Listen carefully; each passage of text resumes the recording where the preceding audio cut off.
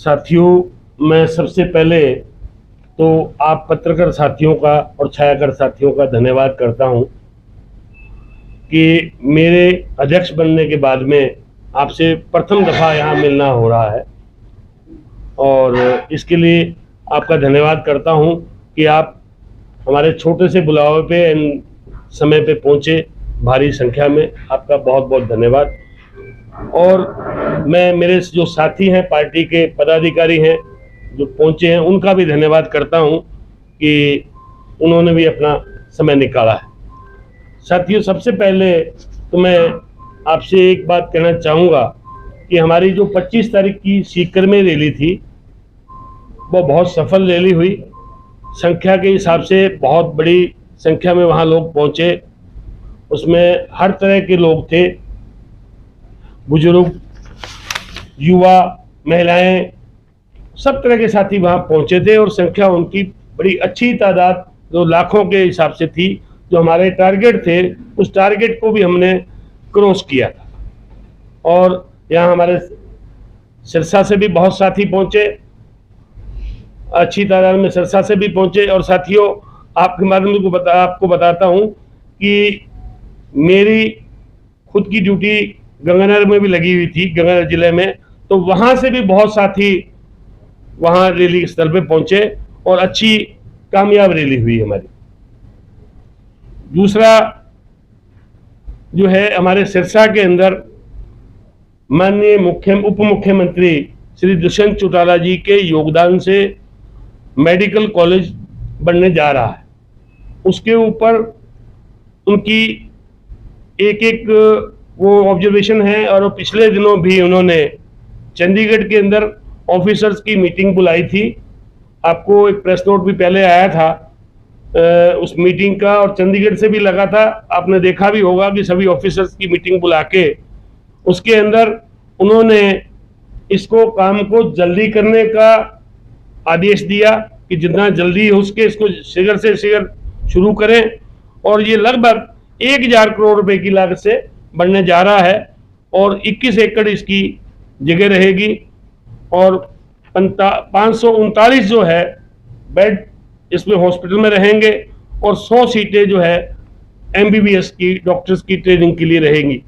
तो ये हमारे कॉलेज में ये सिरसा की एक बहुत बड़ी उपलब्धि रहेगी।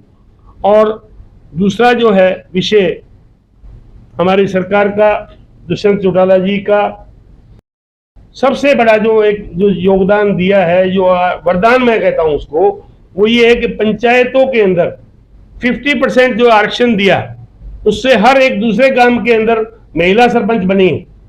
पहले तो सिर्फ ये होता था कि सरपंच साहब जीत गए और उनकी घरवाली को सरपंच नहीं कहते थे। अब सरपंच नहीं जीतती है और घरवाले को कहते हैं उसका घरवाला है, सरपंच का घरवाला है। तो इसलिए ये बहुत बड़ा एक ऑनर है जो मतलब पहले भी कहीं ऐसा नहीं है कि कभी नहीं जीती थी महिलाएं, जीतती थी पर रेयर चांसेस थे। कहीं 1-आधा% कहीं कोई नंबर आता था, वो भी कोई उनके परिवारों में टेक्निकल दिक्कत हो। तो अब ये है कि कंपलसरी रहेगा कि 50% जो है महिलाएं मतलब सरपंच बनेंगी और जो आज सरपंच बनेंगी कल को वो MLA और MP का इलेक्शन भी लड़ेंगी और देश की एक बढ़िया सोच आगे पैदा करेंगी। उसके साथ एक जो हमारे माननीय उप मुख्यमंत्री जी का विजन है कि गांव गांव के अंदर डिजिटल लाइब्रेरी बनाने का है और काफी गांवों में बनी है। उससे जो पढ़ने वाले बच्चे हैं, जो होशियार बच्चे हैं, बेटे और बेटियां, उन दोनों को उसका लाभ मिल रहा है। उसकी शिक्षा के द्वारा वो आगे हायर एजुकेशन में, हायर कंपटीशन में आगे पहुंच रहे हैं।